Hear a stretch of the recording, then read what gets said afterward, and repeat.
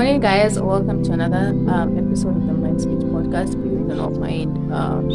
Hey, guys, Karibuni sana. My name is Abit. Thank you so much for coming back to watch my YouTube videos. So, this Thursday's upload is going to be the Mindspeech podcast uploads, and I want to be consistent on YouTube just because life has been lively in my part of the world, and it's not been easy. But I also honestly wanted to come and bring back this Mindspeech podcast talks just because I feel like it's the speeches that I have by myself, and I don't know. I wonder if someone else has them.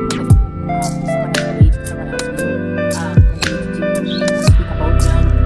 And so that's what the channel is really about, to make them inspire something that, like captures my mind and interest. I just want to explore it. And I spend so much time digging deeper and finding out why is it so, and asking some questions. I'm actually sitting outside. It's now 8:43. Just a thought that was like, pick the Bible and look at Proverbs 18 verse 12.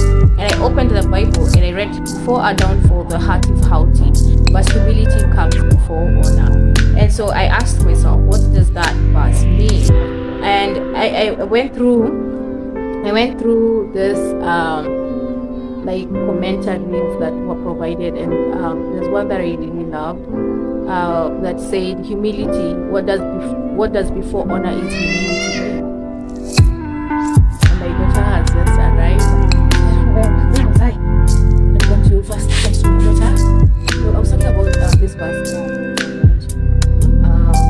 Then I searched what does before honor mean. It is a humble heart to be honored and keep balance. If honor takes place from humility, pride comes. Pride will cause us to be preserved, to be promoted over time, and that will push us back further than we want to be. So this commentary that I also found meant before downfall, the heart is haughty. Someone sitting up high, haughty, at least in their own heart and mind, but thinking I'm all that. I'm not a very safe place to be. Sorry, it's not a very safe place to be.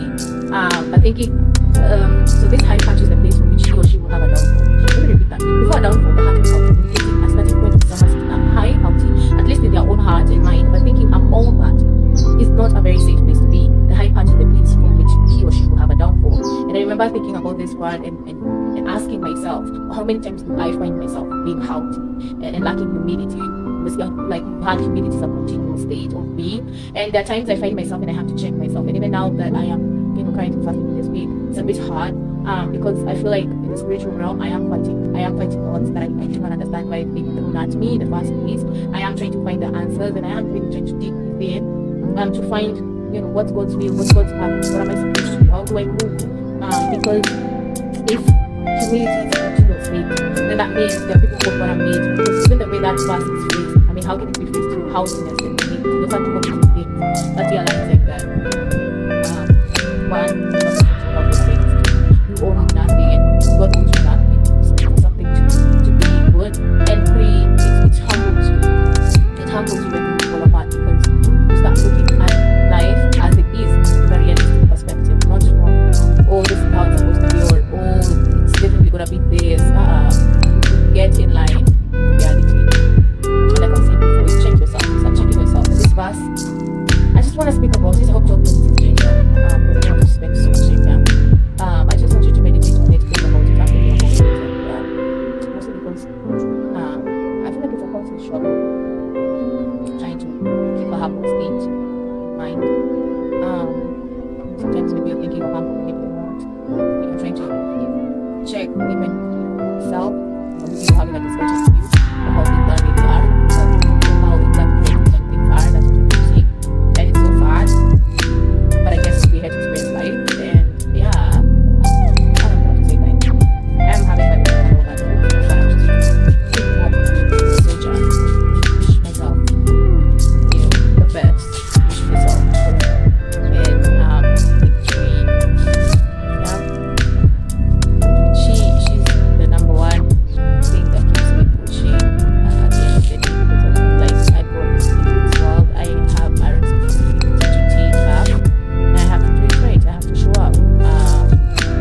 I have never understood how someone shows up, but when you really love something and you love it with your whole heart, you absolutely feel it like 100%.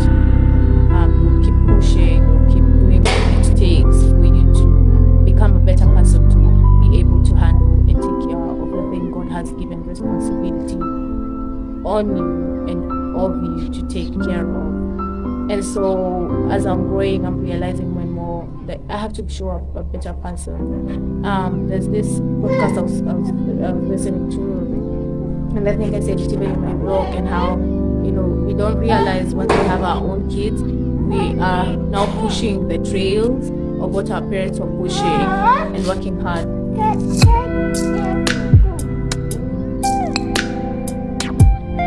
What our parents were pushing,